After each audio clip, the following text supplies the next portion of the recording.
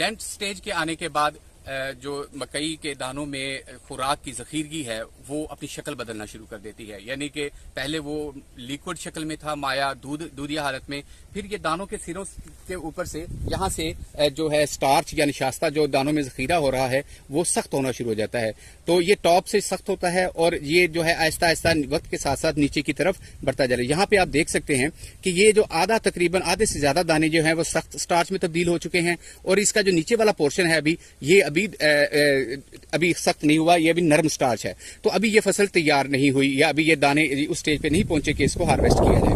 अच्छा, जब ये हार्ड स्टार्च, ये जो आपको लाइन नजर आ रही है हार्ड स्टार्च और सख्त स्टार्च, यानी कि सख्त निशास्ते और नरम निशास्ते के दरमियान जो बाउंड्री है, ये जो एक लेयर है, इसको मिल्क लाइन कहते हैं। और ये वक्त के साथ साथ ये जो मिल्क लाइन है ये नीचे की तरफ जाती है, यानी कि हार्ड स्टार्च ज्यादा होता जाता है और नरम स्टार्च जो कम होता है। तो जैसे जैसे ये नीचे की तरफ